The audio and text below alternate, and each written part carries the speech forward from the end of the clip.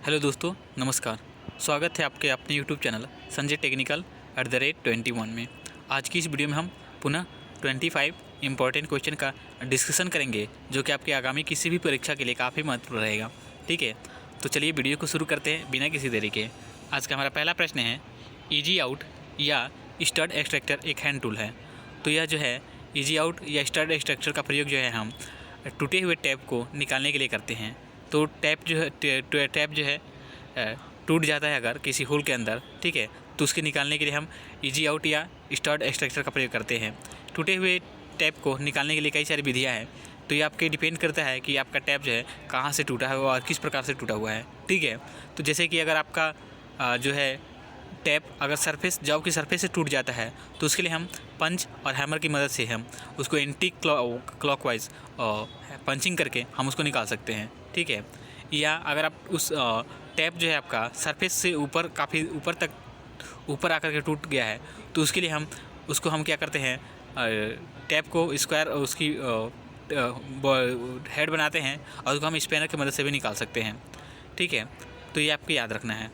Next question है second number का, saddle की दो प्रकार की होती है।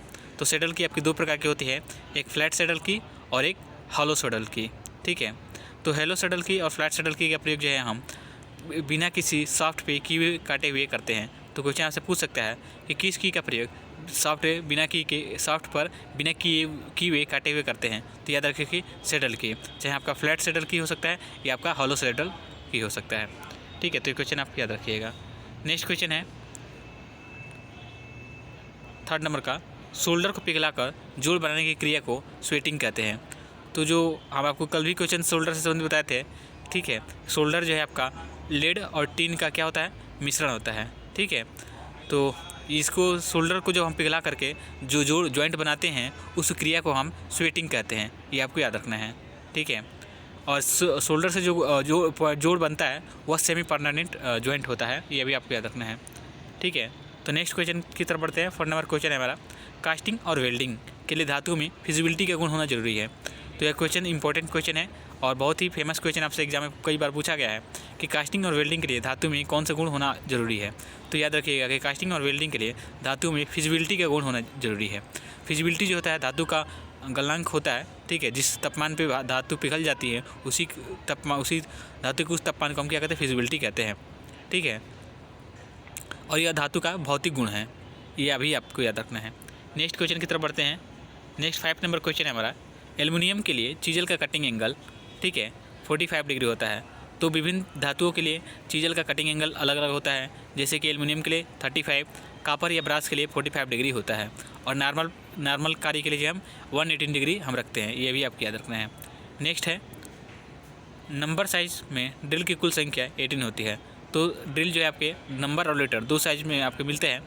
और तो लेटर में जो होता है वो आपका ABCD से लेकर A से लेकर के Z तक होता है, जिसमें यह बढ़ते हुए क्रम में होता है। ए नंबर का साइज़ जो होता है वो बड़ा होता है, जबकि Z नंबर का साइज़ जो होता है, A नंबर का ड्रिल का साइज़ जो छोटा होता है, जबकि Z नंबर का जो ड्रिल होती है उसका साइज़ बड़ा होता है। जबकि नंबर साइज़ में जो है आपकी 1 से लेकर 80 नंबर तक की ड्रिल मिलती है, जिसमें 1 नंबर का जो साइज़ होता है वह बड़ा होता है, जबकि 80 नंबर का साइज़ जो होता है वह छोटा होता है। तो ये आप याद रखिएगा। ठीक है, नेक्स्ट क्वेश्चन की तरफ बढ़ते हैं। चिप्स फ्लो को कंट्रोल करने के लिए रेक एंगल दिया जाता है। तो ये आप याद रखिएगा कि ड्रिलिंग करते समय चिप्स के फ्लो को कंट्रोल करने के लिए रेक एंगल देते हैं आप। रेक एंगल आपके 3 प्रकार के होते हैं, positive rake angle, negative rake angle और जीरो रेक एंगल। तो ये भी आप याद रखिएगा। ठीक है, और क्वेश्चन आपसे पूछ सकता है कि डक्टाइल मटेरियल के लिए कौन से रेक एंगल का प्रयोग करते हैं। तो याद रखिए कि डक्टाइल मटेरियल के लिए हम पॉजिटिव रेक एंगल का प्रयोग करते हैं, जबकि कार्बाइड टूल के लिए हम नेगेटिव रेक एंगल का प्रयोग करते हैं। ये आपको याद रखना है। नेक्स्ट है, गैलेना नामक अयस्क से लीड प्राप्त होता है। तो जो गैलेना है एक प्रकार का अयस्क है, जिससे हमें क्या होता है, लीड प्राप्त होता है। तो हम आपको बता चुके हैं पहले भी कि जो भी पदार्थ हैं, जो भी धातुएं हैं, वो आपके अयस्क से प्राप्त होती हैं। अयस्क क्या है, यह धातु का अशुद्ध रूप होता है, जो आपके पृथ्वी के नीचे से हमें क्या होता है, ज़मीन के नीचे से प्राप्त होता है। इस अयस्क को विभिन्न भट्टियों के द्वारा, विभिन्न प्रोसेस के द्वारा हम क्या करते हैं, शुद्ध करके उनसे विभिन्न प्रकार के पदार्थ प्राप्त करते हैं या धातुएँ प्राप्त करते हैं। तो गैलेना जो है आपका, यह लीड धातु का क्या है, अयस्क है। ये आप याद रखिएगा। ठीक है, इसके साथ ही हेमाटाइट, मैग्नेटाइट, ठीक है, ये आपके लोहे के अयस्क है। ठीक है, और टिन से आपसे पूछ सकता है कि टिन का अयस्क का नाम क्या है या टिन किस अयस्क से प्राप्त होता है। तो टिन के लिए याद देखिएगा कि टिन जो है आपका सैंडस्टोन से प्राप्त होता है, ठीक है, ये आपको याद रखना है। और एल्युमिनियम जो है आपका बॉक्साइट नामक अयस्क से प्राप्त होता है। इसके साथ ही कॉपर जो है आपका, ठीक है, यह कॉपर पाइराइट या मैलेकाइट से प्राप्त होता है, ये आपको याद रखना है, ठीक है। नेक्स्ट क्वेश्चन है 9 नंबर का, रेजिस्टेंस वेल्डिंग में प्रयोग किए जाने वाले इलेक्ट्रोड कार्बन के बने होते हैं। तो जो रेजिस्टेंस वेल्डिंग होती है उसमें जो इलेक्ट्रोड प्रयोग किए जाते हैं वह कार्बन के बने होते हैं, ठीक है। तो इलेक्ट्रोड से संबंधित कॉमन क्वेश्चन पूछता है, इसके ऊपर जो है फ्लक्स की कोटिंग की रहती है, ठीक है। लेकिन जो रेजिस्टेंस वेल्डिंग में होता है वो कार्बन, उसके ऊपर कार्बन की कोटिंग की रहती है, ठीक है, तो कार्बन के बने होते हैं। और इलेक्ट्रोड से एक क्वेश्चन पूछता है कि इलेक्ट्रोड का साइज़ कैसे लिया जाता है। तो इलेक्ट्रोड का जो साइज़ है उसके कोर और डायमीटर के हिसाब से लिया जाता है, ठीक है, तो ये आपको याद रखना है। नेक्स्ट क्वेश्चन है, पतले तथा सॉफ्ट वर्कपीस के लिए सैंडविच जिग का प्रयोग करते हैं। तो पतले और सॉफ्ट वर्कपीस के लिए हम सैंडविच जिग का प्रयोग करते हैं, आप याद रखिएगा, ठीक है। और इसके साथ ही जिग से संबंधित कुछ क्वेश्चन कॉमन पूछे जाते हैं, जैसे कि पूछता है आपसे क्वेश्चन पूछता है पोस्ट जिग के बारे में। तो आप याद रखिएगा कि बोर से लोकेशन लेने के लिए, ठीक है, पोस्ट जिग का प्रयोग करते हैं। बोर से लोकेशन लेने के लिए हम पोस्ट जिग का प्रयोग करते हैं, यह भी आपको याद रखना है, ठीक है।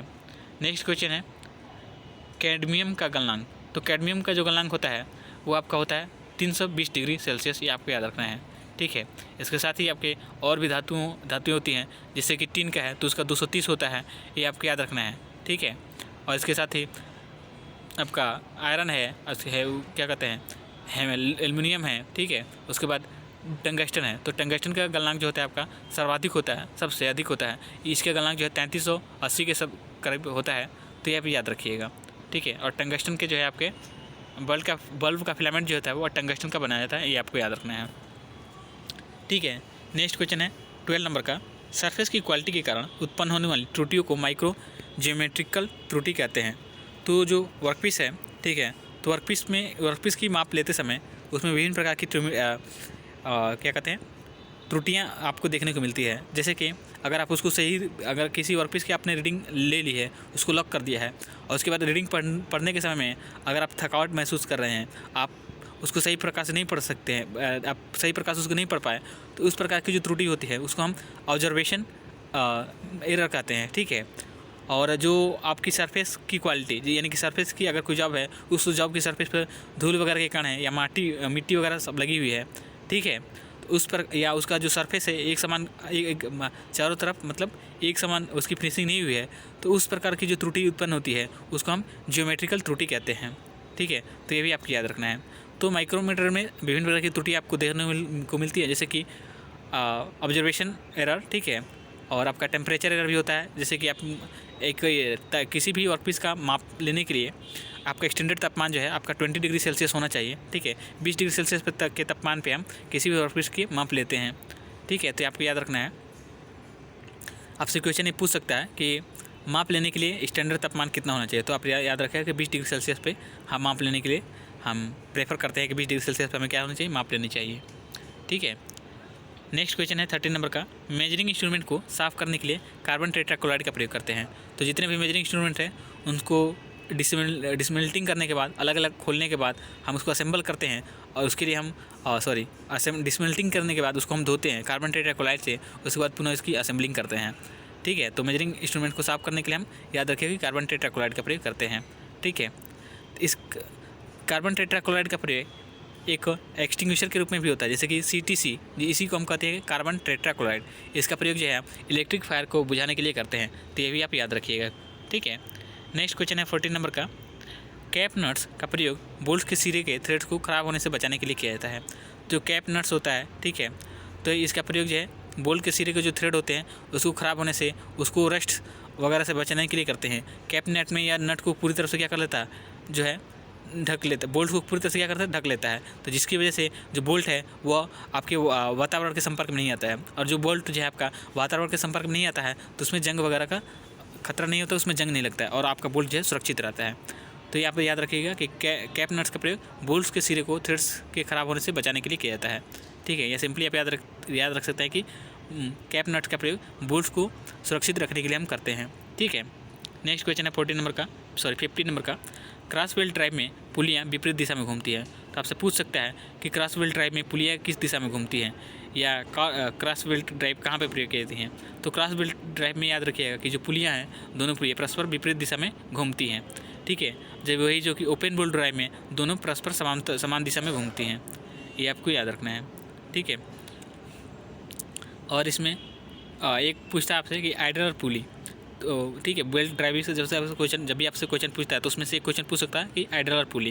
तो आइडल पुली का होता है प्रयोग टेंशन को बढ़ाने के लिए, तनाव को बढ़ाने के लिए। स्लिप, अगर किसी भी बेल्ट में स्लिपेज का चांस होता है, स्लिप बेल्ट ज़्यादा स्लिप करती हैं, तो हम एक आइडल पुली का प्रयोग करते हैं, तो उसको भी आप याद रखिएगा, ठीक है। आइडल पुली का प्रयोग करते हैं टेंशन को बढ़ाने के लिए, तनाव को बढ़ाने के लिए, ठीक है। नेक्स्ट क्वेश्चन है 60 नंबर का, वैक्यूम क्लीनर में राउंड बेल्ट प्रयोग किए जाते हैं। तो जो आपका वैक्यूम क्लीनर है या जो सिलाई मशीन वगैरह आपकी होती हैं उसमें हम राउंड बेल्ट का प्रयोग करते हैं। राउंड बेल्ट जो है आपके जो है रबर से बना है, रबर हो गया या आपके जो क्या कहते हैं कॉटन हो गया, इनसे आपकी क्या होती है राउंड बेल्ट बनाई जाती हैं, ठीक है। तो आप याद रखिएगा। नेक्स्ट क्वेश्चन है 17 नंबर का, हैंड सा का प्रयोग 150 मिलीमीटर तक व्यास वाले पाइपों को काटने के लिए किया जाता है। तो हैंड सा जो कि आपकी पाइप फिटिंग में प्रयोग किया जाता है, इसके द्वारा है जो है 150 मिलीमीटर तक व्यास वाले पाइपों को काटने के लिए करते हैं, ठीक है। इसके साथ ही एक आपका चेन वाइस होता है, तो यह जब पाइप को पकड़ने के लिए प्रयोग किया जाता है, इसका प्रयोग जो है 63 से लेकर के 200 मिलीमीटर तक के व्यास को जो है पकड़ने के लिए करते हैं। तो यह भी आप याद रखिएगा, ठीक है। नेक्स्ट क्वेश्चन है 18 नंबर का, ड्रिल पॉइंट गैस का प्रयोग, ड्रिल पॉइंट गेज, ये गैस नहीं है, यहाँ पे गेज होगा, ठीक है। 18 नंबर क्वेश्चन है, एक बार फिर आपको रिपीट कर देते हैं। ड्रिल पॉइंट गेज है यहाँ पे, ठीक है, गैस नहीं गेज है। ड्रिल पॉइंट गेज का प्रयोग ड्रिल के एंगल को चेक करने के लिए किया जाता है, ठीक है। तो यहाँ पे ये पेंगल, यहाँ पे भी थोड़ी सी मिस्टेक हो गई, यहाँ पे एंगल होगा, ठीक है। ड्रिल पॉइंट गेज का प्रयोग ड्रिल के एंगल को चेक करने के लिए या उसके जो कटिंग एज होते हैं उसकी लंबाई को जांचने के लिए या ना मापने के लिए हम करते हैं, तो याद रखिएगा, ठीक है। नेक्स्ट क्वेश्चन है 19 नंबर का, SWG, ठीक है, जिसकी फुल फॉर्म होती है स्टैंडर्ड वायर गेज, ठीक है। SWG का फुल फॉर्म होता है स्टैंडर्ड वायर गेज, ठीक है। तो इसमें क्या होता है कि जब अभी जैसे आपके नंबर बढ़ते हैं, जैसे कि 1 2 3 ऐसे लेकर के, तो जैसे इसका नंबर बढ़ता है तो उसका साइज़ क्या होता है, घटता रहता है, ठीक है। यानी कि 1 नंबर का जो स्टैंडर्ड वायर गेज का जो तार का व्यास, इसका प्रयोग जो है हम, ठीक है, वायर के व्यास को मापने के लिए करते हैं, ठीक है। तो ये भी आप याद रखिएगा कि SWG गेज का प्रयोग वायर के व्यास को मापने के लिए करते हैं, ठीक है। और इसका नंबर बढ़ने के साथ साथ इसका साइज घटता है। जैसे कि एक नंबर के अगर कोई एक नंबर है मार्किंग किया गया है तो उसका साइज़ जो है आपका क्या होगा, अधिक होगा। और वही जब 80 नंबर का जो है उसका साइज़ जो है सबसे कम होगा। एक नंबर साइज़ के स्टैंडर्ड वायर गेज में एक नंबर का में जो साइज़ होगा वह सबसे बड़ा होगा, जबकि 80 नंबर का जो साइज़ होगा या उससे जो भी अंक जो बड़े हैं, 2 नंबर हो गया, 5 नंबर हो गया, 10 हो गया, उन सभी का साइज़ एक नंबर के कंपेरिजन में क्या होगा, छोटा होगा। तो यहाँ पे याद रखिएगा। नेक्स्ट 20 नंबर क्वेश्चन है, वुडरफ की का आकार हाफ राउंड होता है। तो ये आपसे क्वेश्चन कई सारे एग्जाम में पूछा गया है कि वुडरफ की का आकार कैसा होता है। तो आप याद रखें कि सेमी सर्कुलर या हाफ राउंड होता है। यह वृत्तखंड के हिसाब से भी आपसे क्वेश्चन पूछता है कि वृत्तखंड के हिसाब जैसा होता है, तो ये भी आप याद रखिएगा। नेक्स्ट क्वेश्चन है, क्लियरेंस एंगल को देने के लिए टूल की बॉडी वर्कपीस के साथ रगड़ नहीं खाती है। यहाँ पे भी मिस्टेक है, थोड़ा सा करेक्शन कर लीजिएगा आप लोग कि क्लियरेंस एंगल, ठीक है, देने से टूल की बॉडी वर्कपीस के साथ रगड़ नहीं खाती है, तो इसलिए इसी वजह से हम क्या करते हैं, क्लियरेंस एंगल देते हैं, ठीक है। तो नेक्स्ट याद रखिएगा question number 22, chasers multi point cutting tools होते हैं। इसका प्रयोग मास प्रोडक्शन में एक्सटर्नल और इंटरनल थ्रेड्स को काटने के लिए करते हैं। तो याद रखिएगा, हम आपको कल भी बताए थे कि चेजर्स हो गया, ठीक है, आपका फाइल हो गया, ड्रिल हो गया, ठीक है, रीमर हो गया, ये आपके मल्टी पॉइंट कटिंग टूल्स है जैसे, ठीक है। इसके साथ ही आपका चीजल हो गया और स्क्रैपर हो गया, आपके ये सिंगल पॉइंट कटिंग टूल्स हैं। तो यह भी आपको याद रखना है कि चेजर्स जो है आपका मशीन चेजर्स या मल्टी पॉइंट कटिंग टूल्स होता है, जिसका प्रयोग जो है मास प्रोडक्शन में एक्सटर्नल और इंटरनल थ्रेड्स काटने के लिए करते हैं, ठीक है। नेक्स्ट क्वेश्चन नंबर 23 है, सोप स्टोन, फ्रेंच चॉक या टाल्क और ग्रेफाइट, ये सभी क्या है, सॉलिड लुब्रिकेंट है। तो हम आपको बताया था कि लुब्रिकेंट आपके 3 प्रकार का होते हैं, सॉलिड, सेमी सॉलिड और लिक्विड। तो जो सोप स्टोन हो गया, फ्रेंच चॉक हो गया या टाल्क हो गया, ये आपके या ग्रेफाइट है, ये आपके सॉलिड लुब्रिकेंट है। जबकि ग्रीस जो है आपका, ये आपका सेमी सॉलिड लुब्रिकेंट है, जबकि सोल्यूबल ऑयल जो है ये आपका जो है लिक्विड लुब्रिकेंट है। तो ये आप 3 प्रकार के लुब्रिकेंट होते हैं, इसको आप याद रखिएगा। नेक्स्ट क्वेश्चन है 24 नंबर का, solid millings cutters high speed steel के बने होते हैं। तो ये भी आप याद रखिएगा कि सॉलिड मिलिंग कटर्स जो होते हैं आपके हाई स्पीड स्टील के बने होते हैं। हाई स्पीड स्टील की कंपोजिशन जो होती है इसमें 3 तत्व मिले होते हैं, ठीक है, टंगस्टन, क्रोमियम और वेनेडियम, जिनका अनुपात होता है 18, 4 और 1, यानी कि टंगस्टन 18%, क्रोमियम 4% और वेनेडियम जो है आपका 1% होता है हाई स्पीड स्टील में। तो ये भी क्वेश्चन आपसे पूछता है, तो इसको याद रखिएगा, ठीक है। या इस क्वेश्चन आपसे पूछता है घुमा करके कि हाई स्पीड स्टील में मुख्य एलॉइंग तत्व क्या होता है, ठीक है। तो याद रखिएगा कि इसमें टंगस्टन जो होता है जिसकी मात्रा 18% होती है या सबसे अधिक होता है, इस वजह से आपका मुख्य एलॉइंग तत्व भी आपका टंगस्टन ही होगा, ठीक है। और नेक्स्ट क्वेश्चन है आपका 25 नंबर का, फ्रिक्शन ड्रिल इंच में पाए जाते हैं। जो आपकी फ्रिक्शन ड्रिल होती है वह जो है आपके इंच में उस इंच के साइज में पाए जाते हैं, ये इंच में पाए जाते हैं। तो ये 25 इंपॉर्टेंट क्वेश्चन थे जो आज की इस वीडियो में हमने कवर किए हैं। उम्मीद है वीडियो आपको पसंद आई होगी और कुछ न कुछ आप इस वीडियो के माध्यम से आपको नई जानकारी प्राप्त हुई होगी।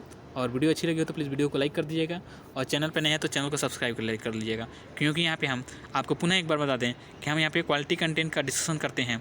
हम यहाँ पे निम्न के क्वेश्चन का डिस्कशन करते हैं जो कि आपके आने वाले किसी भी एग्जाम के लिए काफ़ी हेल्पफुल रहेगी ये सीरीज़, ठीक है। तो DRDO सेप्टेम्बर 10 का एग्जाम हो या इसरो का एग्जाम हो या आपके बार का एग्जाम होने वाला है हाल ही में, तो उन सभी किसी भी अगर इनमें से किसी भी एग्जाम की अगर आप तैयारी करते हैं या अगर आप अन्य किसी भी एग्जाम की अगर तैयारी करते हैं तो ये वीडियो आप लोगों के लिए यह सीरीज़ काफ़ी हेल्पफुल होने वाली है। तो प्लीज़ वीडियो को अंत तक देखें और सारी वीडियो एक एक करके देख लें। अभी आपके पास पर्याप्त समय है, इन समय में आप जो है अपनी तैयारी को और मजबूत कर सकते हैं, काफ़ी क्विक रिवीजन आप कर सकते हैं, ठीक है। तो ये सीरीज़ आप लोगों के लिए काफ़ी हेल्पफुल होगी, एक बार देख करके वीडियो ज़रूर देखें, ठीक है। तो उम्मीद है आपको वीडियो पसंद आई होगी, और वीडियो पसंद है तो पुनः एक बार आपको यही रिक्वेस्ट है कि प्लीज़ वीडियो को लाइक कर दीजिएगा और चैनल पर नए तो चैनल को सब्सक्राइब कर लीजिएगा। आज के लिए इतना ही, मिलते हैं नेक्स्ट वीडियो में, तब तक के लिए धन्यवाद, जय हिंद।